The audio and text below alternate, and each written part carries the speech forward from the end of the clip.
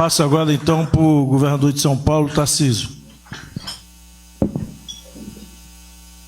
Bom, primeiramente, boa tarde, presidente, boa tarde, vice-presidente, senhores ministros, membros do Legislativo, caros governadores. Primeiro, parabéns pela iniciativa e entendo como sugestão, o assunto não pode ficar restrito à PEC. Talvez a PEC por si só, a PEC sozinha, isoladamente, não tenha o condão e não tenha a capacidade de resolver o problema da segurança pública que tanto nos assola, tanto nos aflige. Existem outros problemas que estão conjugados, correlatos, e talvez a gente pudesse dar, a partir dessa reunião, um primeiro grande passo de estabelecer aí um grupo de trabalho e formular uma série de propostas que vêm em complemento e podem nos ajudar. Uma coisa que nos preocupa muito e o ministro Lewandowski colocou isso com muita propriedade, a transposição do ilícito nos negócios lícitos, e isso vai drenando a competitividade. Vou dar um exemplo. Nós temos um problema sério com o setor de combustíveis, que é um dos setores preferidos pelo crime organizado hoje para a lavagem do dinheiro. E a gente está vendo a profusão de postos de gasolina que estão sendo adquiridos pelo crime, e até usinas de etanol hoje. E aí, se não houver um trabalho conjunto, a gente não vai chegar a lugar algum. Tramita no Congresso Nacional algumas leis que podem nos ajudar, como, por exemplo, a lei do devedor quanto mais. E isso é fundamental para nos ajudar a dar um passo contra essa questão da lavagem de dinheiro. Eu tenho certeza que se houvesse uma coordenação melhor daquilo que o COAF produz, com os GAECos nos estados, com as polícias, a gente poderia agir com mais oportunidade. Então esse é um ponto fundamental. O Ministério Público tem nos ajudado muito no combate às organizações criminosas nos estados, mas às vezes falta o insumo, falta mais acesso às informações que são produzidas, por exemplo, pelo COAF. E aí a inteligência, o follow the money é o que vai nos garantir, eventualmente, ter mais sucesso.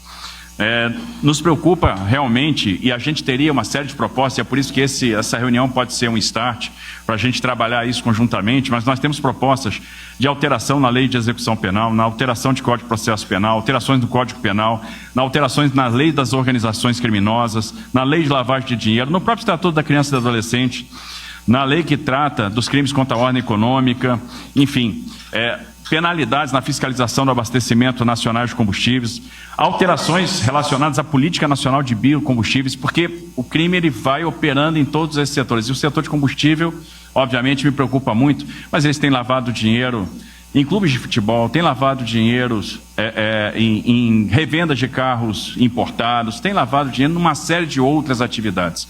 Por isso, essa ação de inteligência é fundamental. E se a ação de inteligência é fundamental, por que não pensar, inclusive, em linhas de financiamento do próprio BNDES para a aquisição de equipamentos sofisticados e, obviamente, a demanda de uma integração maior de sistemas, para que a gente possa realmente ter uma efetividade. Com relação à fronteira, nos preocupa, e eu vejo que é uma preocupação do ministro Lewandowski também, por isso, a questão da polícia ostensiva, mas talvez esteja na hora da gente pensar num sistema nacional de controle de fronteiras. O governo federal deu um passo recente, criou a Política Nacional de Fronteiras, o Comitê Nacional de Fronteiras, vários organismos, organizações, instituições estão representadas lá, mas ainda não temos a representação dos estados. Então é importante que a gente possa atuar conjuntamente na questão de fronteiras. Alguns estados já constituíram soluções locais que têm sido efetivas, como batalhões de fronteira, enfim, isso está presente. Agora nos preocupa, por exemplo, a questão dos portos e aeroportos. Que ações efetivas nós vamos tomar, por exemplo, no Porto de Santos, que se tornou o segundo maior porto exportador de droga do mundo, só perdendo para o Porto de Guayaquil, no Equador. A mesma coisa vale para os aeroportos, enfim, nós temos aí uma série de ações para serem tomadas. Uma faixa de fronteira que representa quase 17% do nosso território e, obviamente, essa coordenação, e aí os estados podem ajudar e, por que não, ter as competências ampliadas para atuar com o governo federal no controle dessas fronteiras, também se equipando para tal e recebendo, eventualmente, atribuições. Então, eu entendo que é uma série, um elenco de sugestões que podem ser feitas. Hoje a gente está tomando contato com o texto da PEC pela primeira vez, acho que a gente precisa agora deglutir, digerir e aprofundar, mas entendo que a gente pode fazer uma série de movimentos conjugados e submeter não só a PEC, mas um pacote de medidas para o Congresso Nacional, de maneira que o Congresso, obviamente, tenha isso como prioridade. Nós temos que tratar essa questão de como a gente vai encarar as organizações criminosas na nossa legislação penal, na nossa lei de execuções. Essa questão, por exemplo, que foi colocada aqui da audiência de custódia, que é um ganho em muitos aspectos, mas é um problema também. Observe o que aconteceu recentemente. Tivemos um caso de sequestro no estado de São Paulo, uma prisão praticamente em flagrante, 4 sequestradores presos, que mantiveram um casal de idosos com mais de 70 anos em cativeiro, e os 4 sequestradores foram liberados na audiência de custódia. Isso é real, isso aconteceu agora. Semana passada, prendemos um criminoso com 850 quilos de cocaína aproximadamente. Não são 40 gramas, nem 50, 850 quilos de cocaína. E esse traficante foi solto na audiência de custódia.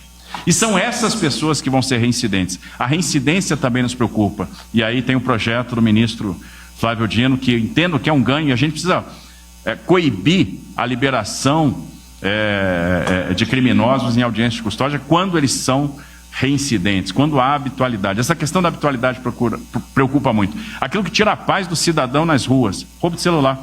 E a gente chega a prender o mesmo ladrão de celular 35 vezes. E ele vai para a rua. Então não é, aí dá a sensação que o Jerônimo colocou aqui, de ficar enxugando gelo. E eu entendo que não dá para tratar a questão da segurança pública de forma isolada. Eu acho que nós temos que tratar, mandar um grande pacote, tratar essas questões que já estão lá, olhar com atenção o setor de combustíveis. É muito fácil se obter um regime especial tributário para o setor de combustíveis. É muito fácil. E normalmente, esses regimes especiais são para empresas de fachada que operam na ilegalidade e vão servir ao tráfico de drogas, vão servir ao crime organizado que lava esse dinheiro por meio do... Recentemente tivemos que caçar uma decisão que albergava uma dessas empresas no STJ. E ela lesou aí alguns estados da federação em alguns bilhões de reais. A gente faz muitos movimentos via Confaz para impedir que esses regimes aconteçam. E a lei do devedor quanto mais é fundamental, ela tem que sair, é fundamental para que a gente possa fazer esse combate.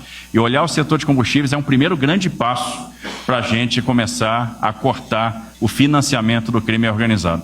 Então entendo que a partir desse passo, presidente, a gente podia organizar um grande grupo, formular uma série de propostas e não se limitar à PEC, mas mandar um grande pacote para o Congresso Nacional que pode ser bastante efetivo. Obrigado, Tarcísio.